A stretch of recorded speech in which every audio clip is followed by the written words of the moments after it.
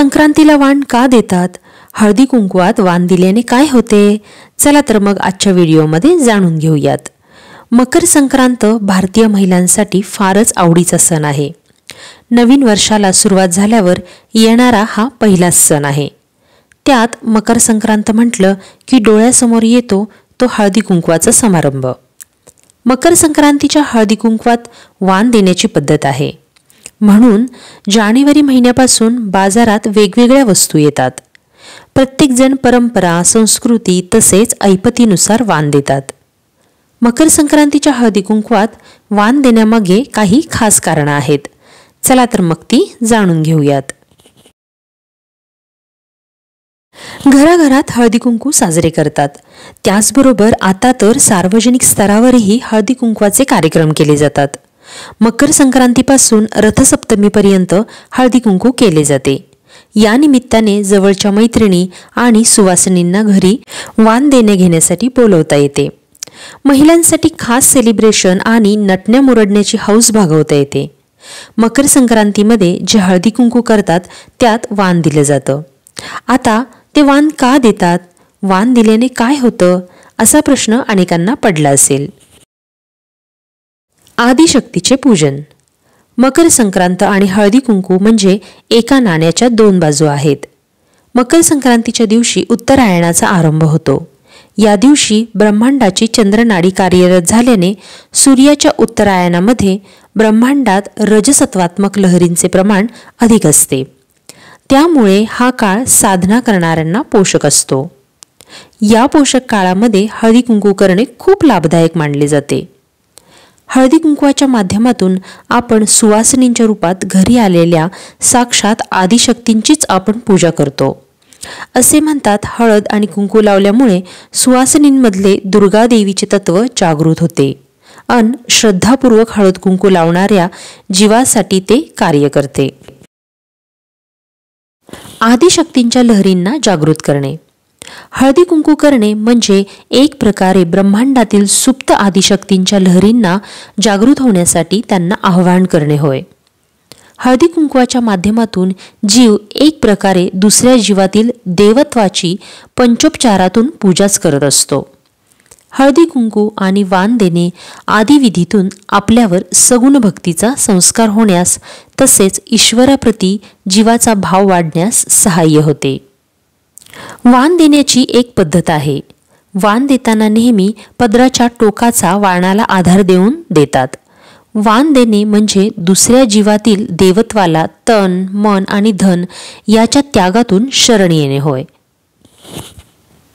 पदराच्या टोकाचा आधार देणे म्हणजे अंगावरील वासनेच्या आसक्तीचाही त्याग करून देहबुद्धी त्यागण्यास शिकणे.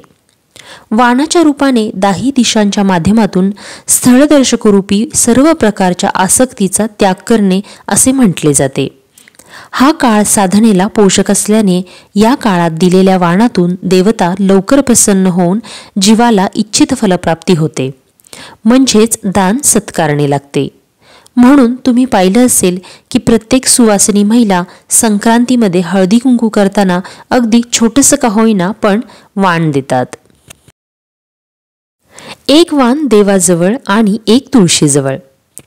संक्रांतीच्या काळात वाटाणे, ओले हिरवे हरभरे, गाजर, ऊस, शेंगा, बोरं यांचं भरघोस उत्पन्न येतं.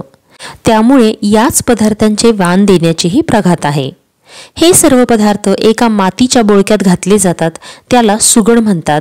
काही ठिकाणी त्यावर मातीची झाकणेही असतात. हे वाण सवाष्णीला दिले जाते.